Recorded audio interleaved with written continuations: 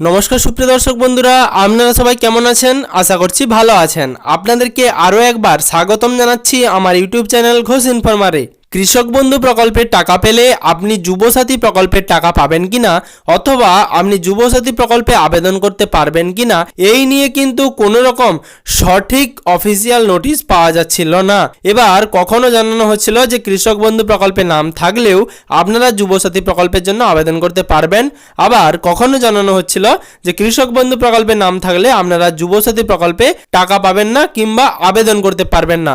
এবার কিন্তু সরাসরি সরকারের তরফ থেকে প্রত্যেকটি ব্লকে ব্লকে অফিসিয়াল নোটিশ পাঠিয়ে দেওয়া হয়েছে। আপনাদেরকে এর আগের ভিডিওর মাধ্যমে জানিয়েছিলাম যে সরকারের তরফে একটি নোটিশ প্রকাশ করা হয়েছে, যেখানে বলা হয়েছে যে কৃষক বন্ধু প্রকল্পে নাম থাকলে আপনারা এই যুবসাথী প্রকল্পের জন্য আবেদন করতে পারবেন। কিন্তু তারপরে সেই নোটিশ আবার বাতিল হয় এবং বাতিল হওয়ার পর জানানো হয় যে কৃষক বন্ধু প্রকল্পে নাম থাকলে যুবসাথী প্রকল্পের জন্য আবেদন করতে পারবেন না। আমি কিন্তু লেটেস্ট আপডেট আপনাদের কাছে নিয়ে আসছি। এখানে কিন্তু আমার কিছু করার নেই। সরকারের তরফ থেকে যেরকম অফিসিয়াল আপডেট দেওয়া হচ্ছে এবং বাতিল করা হচ্ছে, সেই নিয়ে কিন্তু কারোর কিছু করার নেই, আপনারা জানেন। এবং তার সাথে বর্তমানে যে নোটিশ প্রকাশ পেয়েছে, সেই নোটিশে বলা হয়েছে যাদের কৃষক বন্ধু প্রকল্পে নাম রয়েছে তারা কিন্তু এই প্রকল্পে নাম তুলতে পারবেন, অর্থাৎ যুবসাথী প্রকল্পে তারা আবেদন করতে পারবেন এবং তাদের আবেদনও কিন্তু গৃহীত হবে। এবং বিভিন্ন ক্যাম্পেও বর্তমানে যখন কৃষক বন্ধু প্রকল্পে নাম থাকলে তাদের ঘটিয়ে দেওয়া হচ্ছিল, তাদের কিন্তু বর্তমানে নতুন করে আবার ফর্ম জমা নেওয়া হচ্ছে। তাহলে আপনি যদি কৃষক বন্ধু প্রকল্পে নাম থাকা সত্ত্বেও যুবসাথী প্রকল্পে আবেদন না করে থাকেন, আপনাদেরকে বলবো অবশ্যই যুবসাথী প্রকল্পে আবেদন করে ফেলুন। এবং বর্তমানে আমাদের মাননীয় জল এবং সেচ মন্ত্রী মানস ভূঁইয়া মহাশয় তিনি কিন্তু একটি বক্তব্য রেখেছেন এবং সেই বক্তব্যে তিনি বলেছেন যে আগে কৃষক বন্ধু প্রকল্পে যাদের নাম ছিল তাদের কিন্তু যুবসাথী প্রকল্পে আবেদন করতে দেওয়া হয়নি, কিন্তু বর্তমানে সেই বাধা পেরিয়ে যুবসাথী প্রকল্পে কৃষক বন্ধু প্রকল্পের উপভোক্তারাও তাদের নাম তুলতে পারবেন। আপনারা জানেন অনেক ছোটোখাটো কৃষক বন্ধু রয়েছে যারা কিন্তু পড়াশোনা চালিয়ে যাচ্ছে এবং বর্তমানে তাদের বয়স 21 থেকে 40 কিংবা 41 এবং তাদের ন্যূনতম যোগ্যতা মাধ্যমিক পাস রয়েছে। তাহলে তারা শুধুমাত্র কৃষক বন্ধু প্রকল্পের এই ন্যূনতম সহায়তা পান বলে প্রতি মাসে বেকার যুবক যুবতীদের জন্য যে 1500 টাকা করে সহায়তা দেওয়া হচ্ছিল, সেই সহায়তা থেকে কেন তারা বঞ্চিত হবে? যেহেতু তাদের বয়স 21 থেকে 40 এবং তারা শুধুমাত্র ন্যূনতম সহায়তা পেয়ে থাকেন 2000 টাকা করে, সেক্ষেত্রে তারা কেন যুবসাথী প্রকল্পের জন্য আবেদন করতে পারবেন না? কারণ কৃষক বন্ধু মানেই বা কৃষক মানেই যে তারা শিক্ষিত হতে পারবে না এমনটা তো নয়।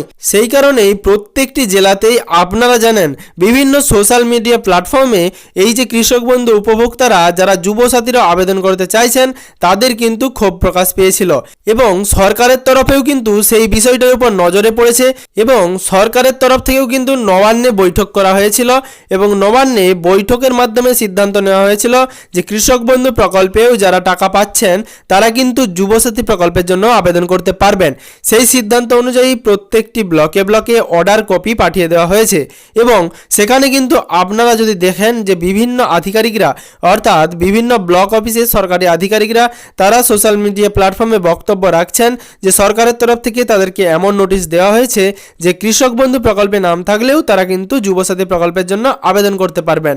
এবার সেই সমস্ত উপভোক্তারা যারা কৃষক বন্ধু আছে বলে যুবসাথী প্রকল্পের জন্য আবেদন করেননি, তাদেরকে বলবো অবশ্যই আপনারা আবেদন করে ফেলুন এবং আপনাদেরকে বলবো অবশ্যই অনলাইন পদ্ধতির মাধ্যমেই আবেদন করার চেষ্টা করবেন। অফলাইন পদ্ধতিতে ক্যাম্পে গিয়ে আপনারা যদি আপনাদের আবেদনপত্রটা জমা করেন সেক্ষেত্রে কিন্তু সময় লাগতে পারে আপনাদের লিস্টে নাম ওঠার ক্ষেত্রে, অথবা অনেকের কিন্তু নাম নাও উঠতে পারে।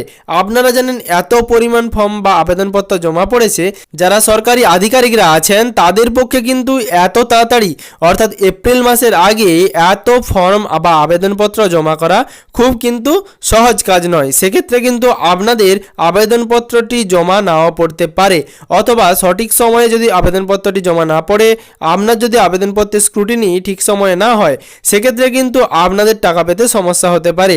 তাই আপনাদেরকে বলবো আপনারা অনলাইন অনলাইন পদ্ধতির মাধ্যমে যারা নতুন এখনো পর্যন্ত আবেদন করেননি এবং তার সাথে যারা কৃষক বন্ধু উপভোক্তা আপনারা আগেও আবেদন করেননি এবং বর্তমানে আবেদন করতে চাইছেন, এই নোটিশটা জানার পর অবশ্যই আপনাদেরকে বলবো আপনারা অনলাইন পদ্ধতির মাধ্যমে আপনাদের যুবসাথী প্রকল্পের ফর্মটি আবেদন করে ফেলুন।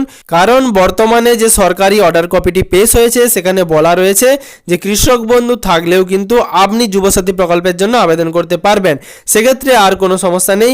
এবং আপনারা অন্য কোনো সরকারি প্রকল্পের সহায়তা পাচ্ছেন কিনা সেই অপশনটাতে অবশ্যই যদি কৃষক বন্ধু প্রকল্প বা লক্ষ্মীর ভান্ডার প্রকল্প বা অন্য কোনো প্রকল্পে আপনাদের নাম থাকে অবশ্যই সেটা মেনশন করে দেবেন, না হলে কিন্তু স্ক্রুটিনির সময় আপনাদের সমস্যা হতে পারে।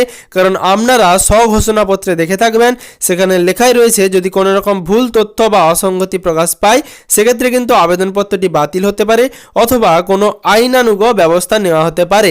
সেক্ষেত্রে আপনাদেরকে বলবো আপনারা যদি সরকারের তরফে অর্থাৎ রাজ্য সরকার অথবা কেন্দ্রীয় সরকারের তরফ থেকে কোনো রকম প্রকল্পের সহায়তা বা সুবিধা পেয়ে থাকেন সেটা অবশ্যই সেখানে মেনশন করে দেবেন।